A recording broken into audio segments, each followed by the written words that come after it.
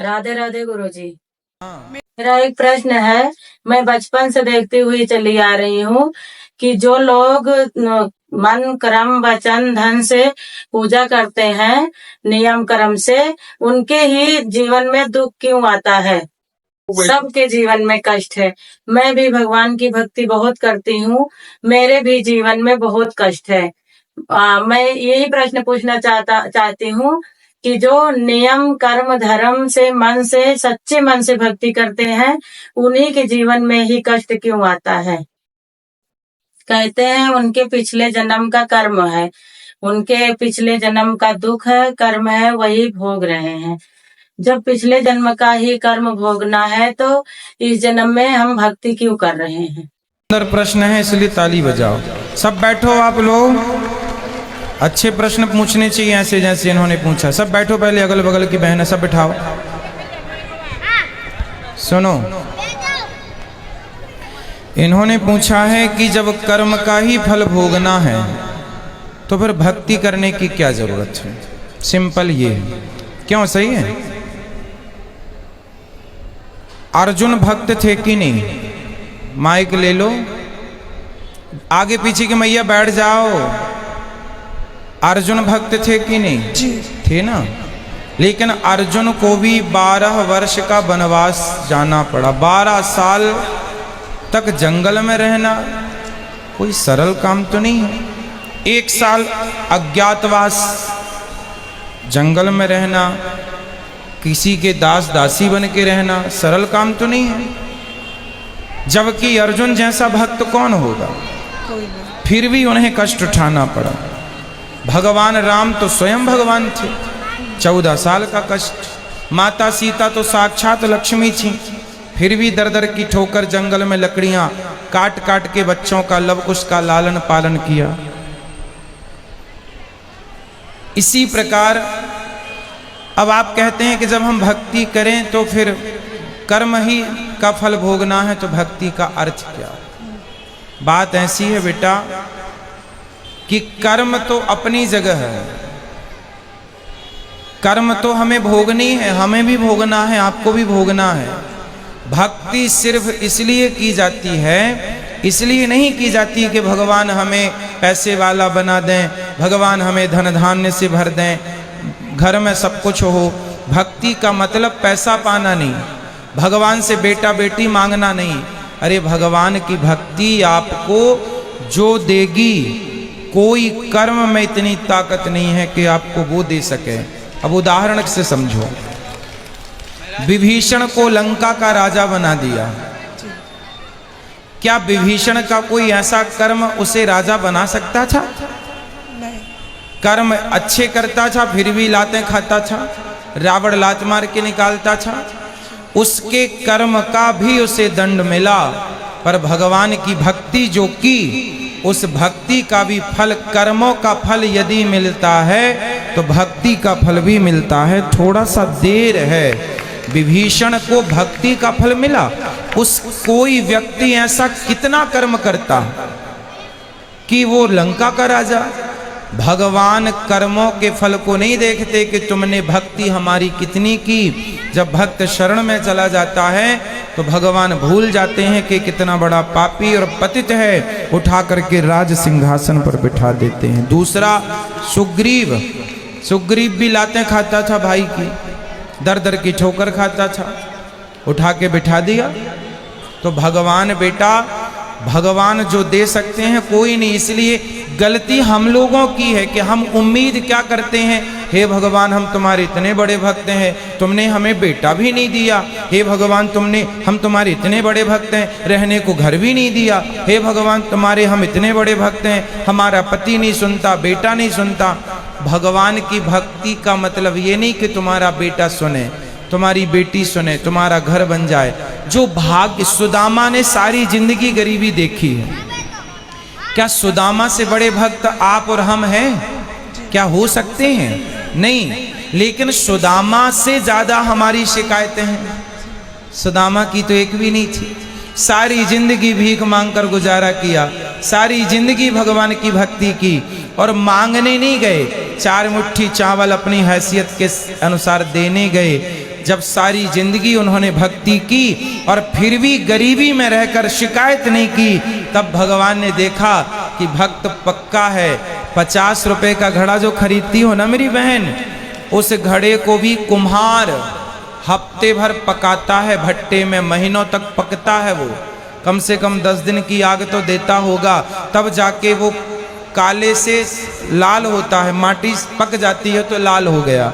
अरे घड़े को भी पकने के लिए आग में उसे डालना पड़ता है।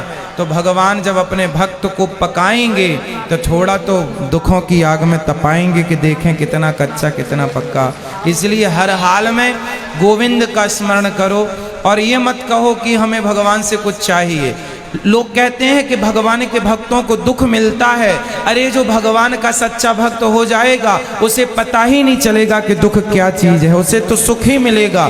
गोपियों को भगवान की याद में रोने में भी सुख था, कैसे कहें हम कि ये दुख था।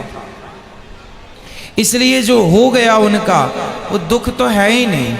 दुख तो वो लोग दुखी हैं जो कोठी बंगलों में रहकर भी जो ईश्वर को भूला पड़ा है वो सब दुखी हैं, और जो ईश्वर की शरण में है याद कर रहे हैं सब सुखी हैं। अब उस सुख को आप दुख मान रहे हैं वो अलग विषय है। इच्छाएं ज़्यादा है ना बेटा आपके अंदर, इसलिए वो इच्छाएं आपको दुखी बनाती रहती। इच्छाएं छोड़ के एक बार शरण में चले जाओ, वो कभी ना पाया होगा आपने जो शरण में जाकर के प्राप्त हो जाएगा। एक बार सच्चे होकर जाना।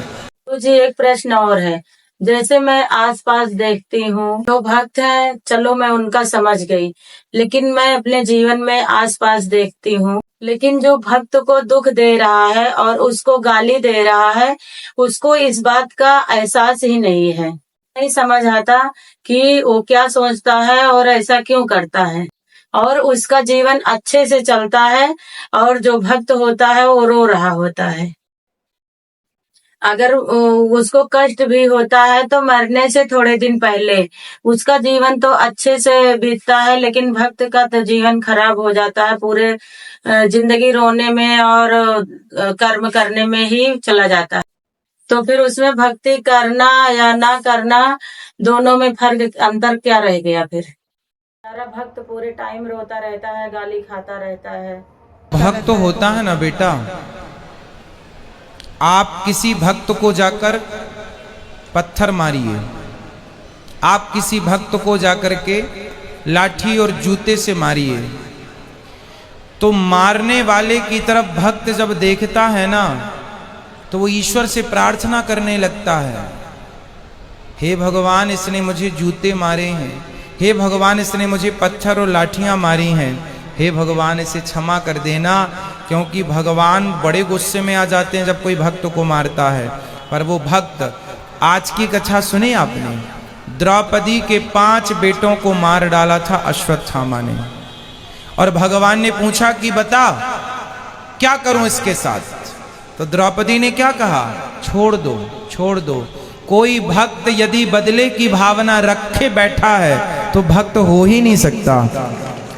भक्त तो ये चाहता है कि इसने गलती की है पर भगवान इस पर क्षमा करना, और भगवान क्षमा करते नहीं हैं। विभीषण को लात मारा रावण ने, मारा लात मारा भगवान ने, भगवान को भक्त को भगवान ने कहा रावण तुमने मेरी छाती में लात मारे होते ना मैं तुम्हें माफ कर देता, तुमने भक्त को मारा है इसलिए माफ नहीं सर्वनाश करूंगा, कर दिया।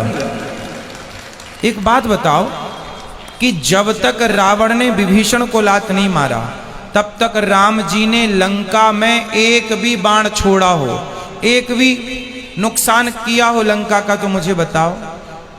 रावण ने सीता मां को चुराया, जयंत ने सीता मां के चरणों में चोंच मारी थी तो बाण छोड़ दिया था, त्रैलोक्य में जयंत को बचाने वाला नहीं मिला, चरणों में चोंच मारी थी केवल, और रावण तो पूरी सीता उठा कर ले गया। तो क्या राम जी बाण वहीं से बैठे बैठे ना मार देते, रावण तो मर जाता। लेकिन नहीं, राम जी ने कहा कि रावण भले मेरी पत्नी का हरण किया हो लेकिन मेरे भक्त को रोटी खिलाता है विभीषण को, इसलिए मैं बाल भी बांका नहीं करूंगा। लेकिन जब उस भक्त को लात मारा तो राम जी ने सर्वनाश कर दिया। भगवान कहते हैं तुम मुझे लात मार दो सह लूंगा, मेरे भक्तों को मारोगे विनाश कर दूंगा। इसलिए मेरी बहन, आप जो कह रही हैं कि भक्तों का अपमान करके लोग मजे से रहते हैं, नहीं, उनको जब मिलेगा ना दंड, भगवान थोड़ा सा देर, God mills grind slow but sure, ईश्वर थोड़ा धीरे चक्की चलाते हैं। पिसता है उनके घर आटा धीरे, पर पिसता जरूर है। हिसाब तो पाई पाई का रखते हैं ना भगवान। जब देंगे ना तो खूब नानी याद आएगी। और आप ये मत सोचो जैसे मैंने, आप भक्त हो और मैंने आज आपको अपमानित किया, आपको मारा मैंने, तो आप तो भक्त हैं, आप तो मेरे से कोई ना कुछ ना कहेंगे और मैं तो मौत से रह रहा हूं।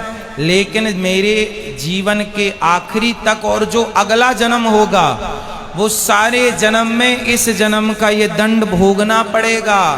कोई अंधा है, कोई लंगड़ा है, कोई बहरा है, क्यों है? किसी जन्म का तो हिसाब चुकरा है ये। क्यों लोग घिसट घिसट के चल रहे हैं? क्यों चप्पल पांव में ना पहन के हाथ में पहनना पड़ रहा है? ये आज का ही कर्म दंड थोड़ी है, ये किसी ना किसी जन्म का कर्म दंड ही तो भोग रहा है। तो ईश्वर के घर देर है, अंधेर। प्रश्न और लास्ट, जैसे कि भगवान कर्मों की सजा दे रहे हैं, वो सजा भोग रहा है, लेकिन उसको पता ही नहीं है कि मैं किस कर्म की सजा भोग रहा हूँ, तो उसे कैसे पता चलेगा कि मैं क्या भोग रहा हूँ? ये तुम्हारे और हमारे हाथ में नहीं है, यही तो ईश्वर के हाथ में है। मिलेगा बस, ये श्योर है, ये कन्फर्म है। बट ये नहीं कन्फर्म है कि आपको किस दंड पाप का। भीष्म पितामह को बाणों की सैया मिली। भीष्म पितामह ने कहा कि मैंने तो कोई पाप नहीं किया, मैंने तो कोई अपराध नहीं किया, मैं तो अपने 20 जन्म पुराना मैं जानता हूँ। भगवान ने कहा 20 जन्म तक तो जानते हो, 20 जन्म के पहले 21वां जन्म देख लेते तो मिल जाता। एक सांप को कांटों के ढेर में फेंक दिया था 21 जन्म पहले, उसका दंड आज मिल रहा है भीष्म पितामह को। तो हम, मेरा एक प्रश्न और है, जैसे कुछ समय के लिए मेरे साथ कुछ बुरा होता है और फिर मैं ये सोचूंगी कि शायद ये मेरे कर्मों की सजा है, फिर मैं माफी भी मांगूंगी, क्या मुझे माफी मिलेगी उस भाव के साथ? ने कोई अपराध किया हो और हम सिर्फ भगवान की शरण में चले जाएं तो भगवान कहते हैं सन्मुख हो ही जीव मोहि जबहि जन्म कोटि अघना सहित वही अघमेंस पाप। जो मेरे सन्मुख आकर मेरा हो जाता है, मेरे में आत्मसमर्पण कर देता है, मैं उसका हो जाता हूं और उसके सारे अपराधों को क्षमा कर देता हूं।